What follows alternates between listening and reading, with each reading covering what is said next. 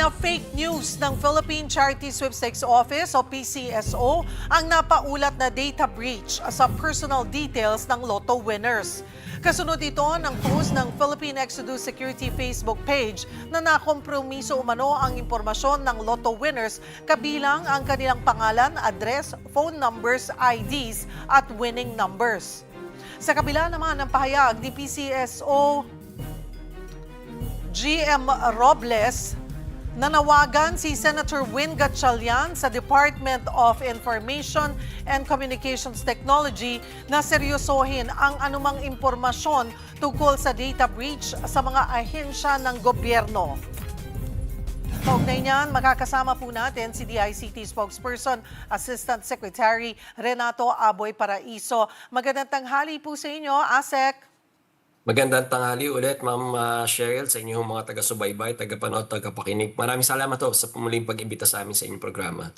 Sek Aboy, una na pong kinlaro nga ni PCSO GM Mel Robles last week na fake news po ito. Pero wala ho ba talaga na kompromisong impormasyon ng lotto winners? Nakipag-ugnayan na ho ba kayo sa PCSO ukol dito? Tama ho, Ma'am Cheryl. Since Wednesday of last week, na-monitor na ho natin itong balita to at pinagbigay na ho natin sa PCSO. In-acknowledge naman ho nila. At sa katunayan nga po, naglabas na ho sila ng press statement nila. Gusto natin susugan yung sinabi ho ng PCSO.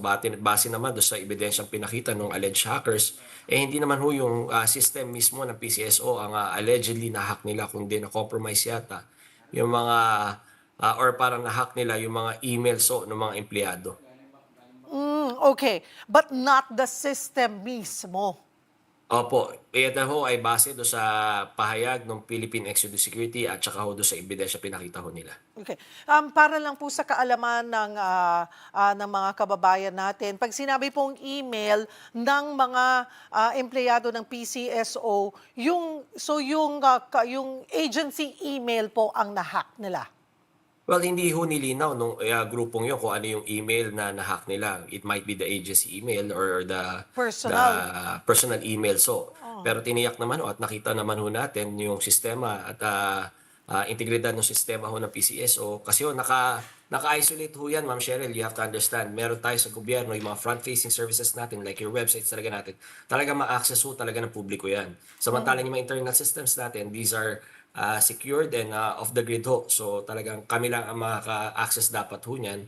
At dyan ho tayo nagtutuon ng maraming resources para i-secure po. Pero kahit na po yung statement po ng PCSO na fake news po yon ay inilabas after din na nagsagawa po kayo ng sarili nyong investigasyon.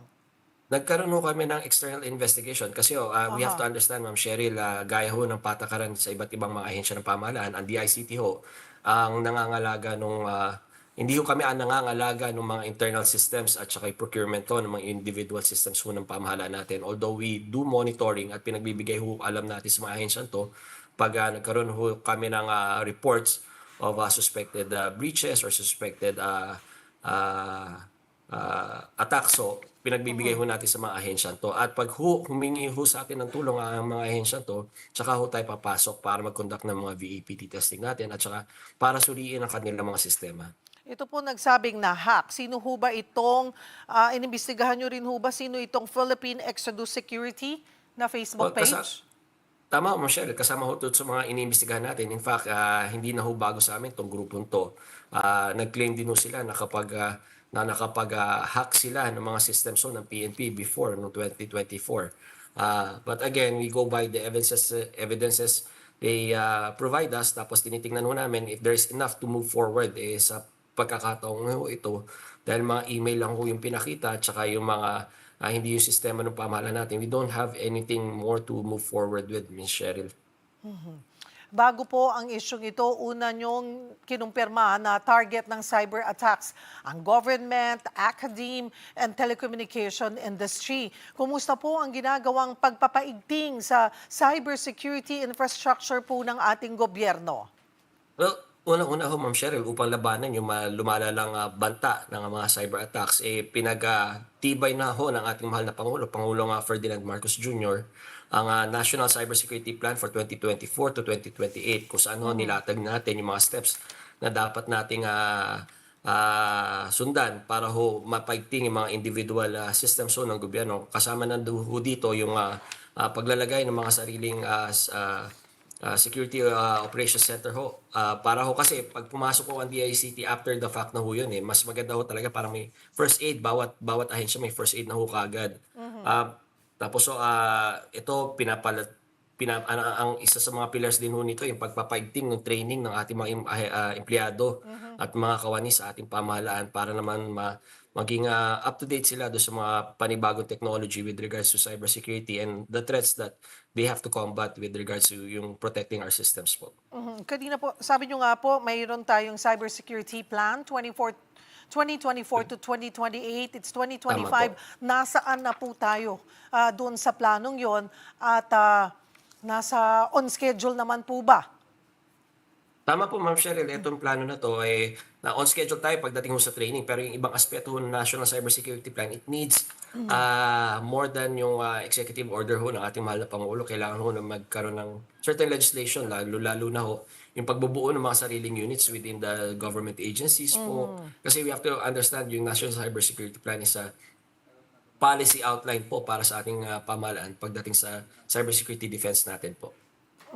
So inaasahan po ba natin na ito pong darating sa susunod na Kongreso ay magawa po itong mga batas na ito para nga masimulan na?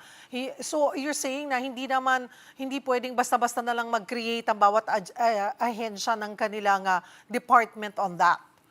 Opo, kailangan ho magkaroon ho na tayo ng legislation para kasi kailangan ho niyan maglaan tayo ng budget para diyan. It entails the creation of new units, new offices. At saka para naman para mabago yung procurement activities ho. Kasi kailangan din ho mabago yung procurement activities or procurement guidelines natin pagdating sa ICT. Kasi kailangan natin tandaan, Ma'am Cheryl, yung IT industry, yung technology ho, in a matter of months ngayon, 6 months, obsolete na ho yan. So it has to be more robust, more flexible when it comes to yung procurement. Kailangan mapabilis ho natin yung proseso ng pag-procure ng mga ICT systems natin, lalong-lalo na ho pag nakatuon sa cybersecurity po. Maraming pong salamat sa inyong oras, ASEC Aboy Paraiso ng DICT.